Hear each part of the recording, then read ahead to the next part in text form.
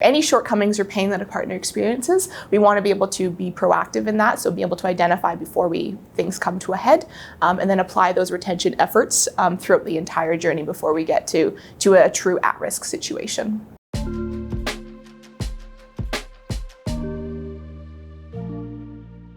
Today, we are joined by Senior Manager of Partner Relations, Rashida Ben-Sharif. Today, Rashida is joining us to talk a little bit more about the fundamentals of customer retention. Rashida, would you mind just giving us a feel for what customer retention is and why it's critical to the overall customer experience? Absolutely, hi Nicole. Customer retention. So retention in its most base form, the definition is to keep, right? To maintain. And so customer retention is keeping the customers we already have, right? I'm sure any business can attest the amount of resources, human effort, digital know-how, money spent, time spent, everything of that nature to acquire new customers is tremendous. So being able to then keep those, keep your investment, so to speak, and then continue to grow and iterate on that is massively important to a company overall. Your customers kind of is your most important piece of the equation. And then retention is important to the customer experience overall, because at Vendasta we like to apply retention efforts or retention measures for the entire life cycle of a partnership. Partners are what we call our clients. So being able to identify potential gaps in service delivery, human interaction, anything of that nature, any shortcomings or pain that a partner experiences, we want to be able to be proactive in that. So be able to identify before things come to a head, and then apply those retention efforts throughout the entire journey before we get to a true at-risk situation. Can we talk a little bit about customers at risk? What are, in your opinion, some of the main contributors or reasons for customer churn? Yeah, absolutely. So the customer at risk and churn, because I like to keep them a little bit different, because if a partner is potentially at risk or is at risk, that doesn't necessarily mean they're going to churn, right? Churn typically is when there's a decrease or an exit or loss of revenue, if you want to get more on the technical financial side. But our ultimate goal is to maintain, or at least maintain in some capacity. If we're at a level 10 and something happens and we can't maintain that, we want to be able to see how we can keep them on board, continue to work with them, continue to grow their business, things of that nature. So possibly some of the most core reasons why I see partners becoming at risk or raising a hand, a flag being raised either by the partner or by someone who works with them within our organization. Typically there's financial reasons. We just came out of a pretty significant shift in the way our world is, and I think that's going to change things going forward. But a lot of our partners, Vendasta itself was impacted by that, so we had to adjust, and we definitely saw some changes and some potential risk coming out of that. It allowed us to adapt and grow and shift our focuses and be able to accommodate and better support those partners through that. But yeah, financial is a big one. Financial is kind of a catch-all too, though, because there's a lot of different factors that kind of can fall under that financial umbrella. You have just loss of business on their end, if they're experiencing difficulties financially with their customer base or collecting on those invoices, securing new customers, things of that nature. Personal. We're all humans, right? So for now, robots haven't taken over, but we are a company run by humans, with humans heavily involved in every step of the way, and same as our customers and their customers as well. So, life happens. Human aspects, human components come into play. So we like to, be able to help and identify those and work with them through that. And then sometimes, no one's perfect. There's things that happen. There's miscommunication. There's mishaps. We do our utmost to avoid those. But if stuff happens like that, those are definitely, a misdelivery of service or something. Then we want to address that, and that's a possible reason why a partner might raise their hand or have some kind of complaint or issue. Yeah, no, absolutely. In our kind of conversations leading up to this, I think we talked a little bit about this concept of retention at every stage, that, it's not just about intervening when there's something wrong, but it's about, retaining that customer along their journey with us. Can you kind of expand on that a little bit and talk about the concept of retention at every stage? Absolutely. I might have touched on this at the beginning, but at Vendasta, we like to consider it, retention is a Vendasta-wide endeavor, right? So like I mentioned, it's holistic. It comes through the entire, life cycle of a partnership, but it also needs to come at every experience, right, along that customer journey, for our partners as well as for their end users and their clients, right? So again, the marketing materials we use, the way our sales teams and our support teams communicate and engage with it, the way our solution works, right?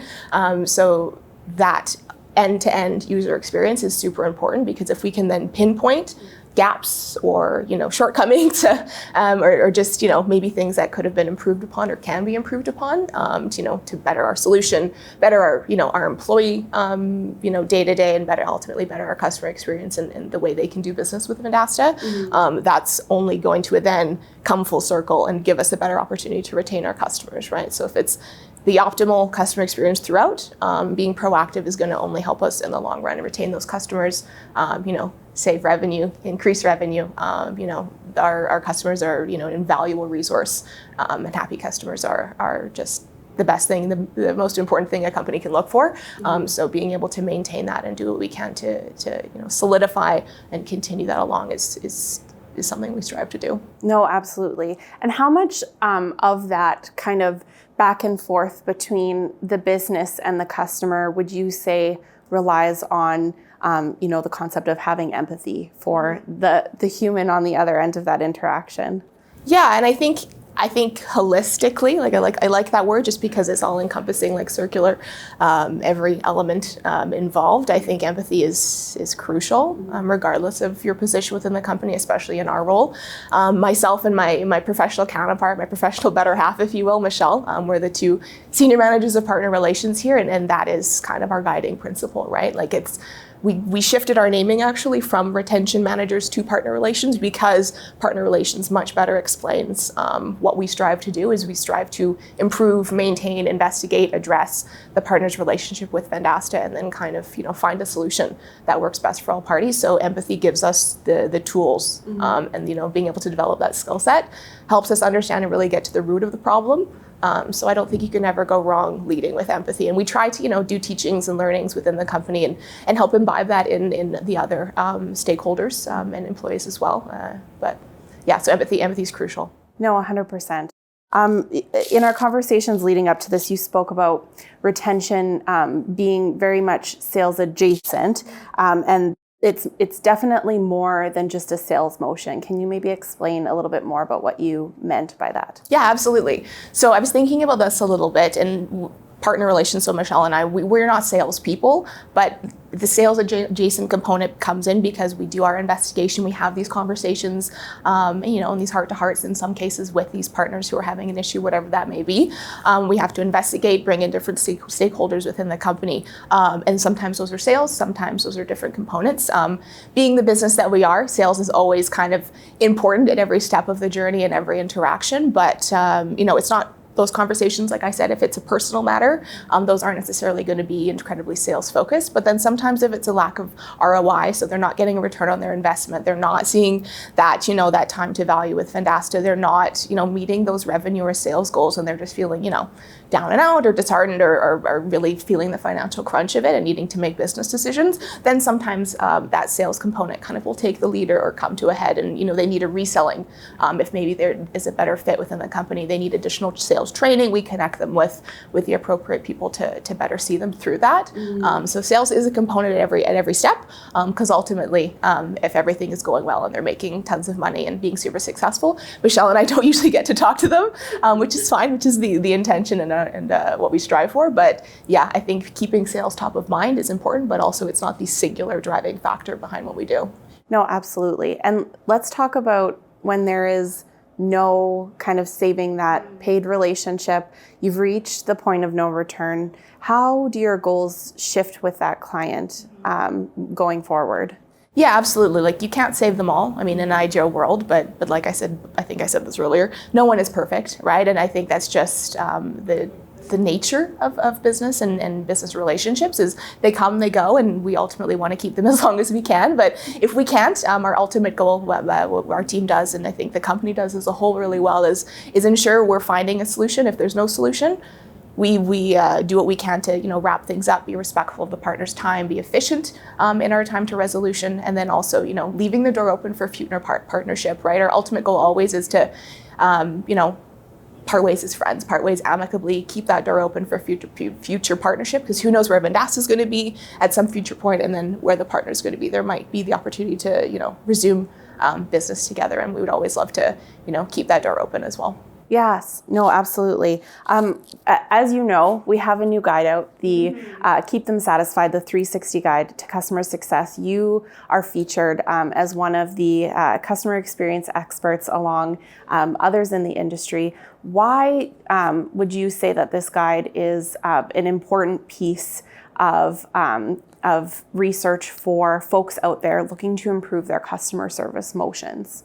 Well, I think, like you said, there's a bunch of expert information in there. I know there's some great thoughts from people within Vendasta as a whole, and I think it can provide a really solid foundation for anyone either in business or hoping to be in business, regardless of if they're, a mom and pop shop, if they're a pizza store, pizza restaurant, or they're, like a gas station, or they're a salon, if they're someone on the same level as Vendasta, or if they're a larger enterprise, right? Like customers are they are the lifeblood of a business, and we wouldn't be doing business without them. So being able to provide, kind of like a guide, a map, so to speak, a step-by-step on how to manage, monitor, keep an eye out for certain trends and things like that, and then deliver on that customer experience to ultimately then continue your business and continue that customer experience is crucial, right? And it's also just a very cool testament to Vendasta as a whole. We've got some pretty amazing people that we can even tap into to get this information from, of course, with external experts.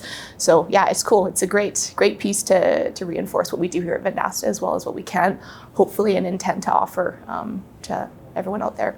Absolutely. Thank you so much for sitting down to chat with me today, Rashida. I really appreciate it. Thank you so much for having me. This was awesome.